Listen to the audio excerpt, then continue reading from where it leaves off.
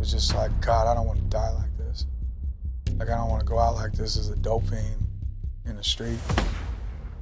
During his teen years, Anthony Vasquez went to church and loved what he was taught about God.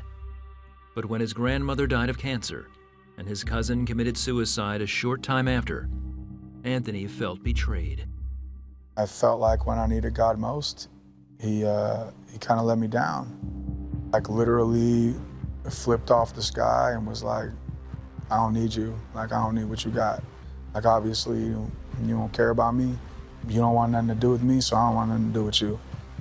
Anthony found escape and a new identity in drugs and gangster rap. Then I started getting high, and when I started smoking then, like, all of a sudden, like, I felt free. I felt like all these issues and problems in my life were gone. I loved the gangster gang drug life. It was fun. You know, people hadn't got killed yet. People hadn't gone to prison yet. People hadn't, overdosed yet. He married at 19 and started a family. Still, the excitement of the streets always called him back.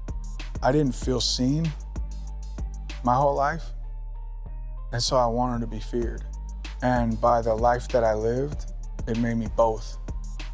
I still got to play house, then I also would get to go play gangster.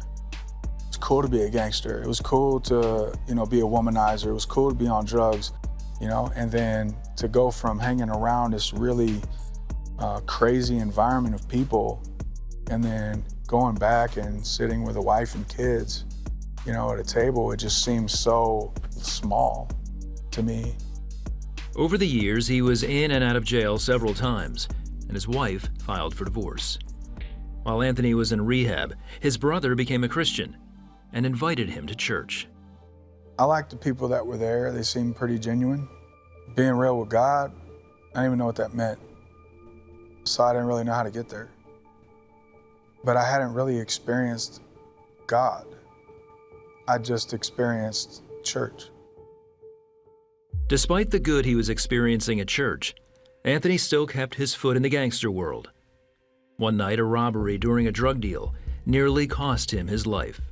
So we get on the ground, and I'm like telling dude, like, look, man, we don't have anything. Like, take my cell phone, take whatever you want. Like, he goes through our pockets, and then all of a sudden, we just hear boom, boom.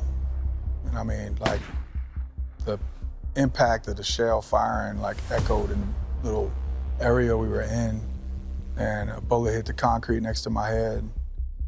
And then I felt like someone hit me with a sledgehammer in my shoulder. Like, I flashed to the police coming to my kids' mom, telling them that I'm dead. My kids hearing that I'm dead. My mom hearing that I'm dead. Like, and I could visually see it all. And I was just like, God, I don't want to die like this. Like, I don't want to go out like this as a dope fiend in the street.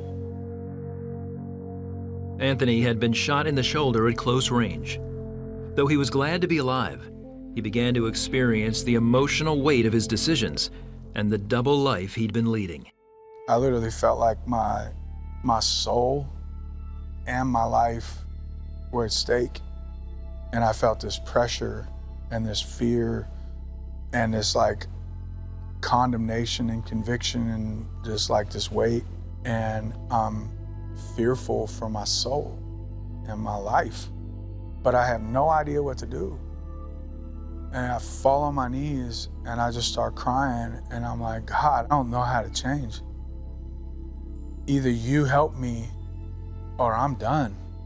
All of a sudden, like, all this fear, all this darkness just went away. And I got up and I felt different inside. Like, I had clarity of mind. And so I called my brother. I'm like, Chris, I think I just met this Jesus dude, man. Like, I need you to come tell me about him because I think I just met him.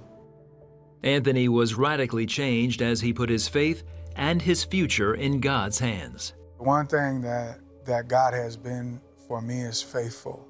The peace that I have in knowing that I'm His, I look forward to heaven. I want to see my King.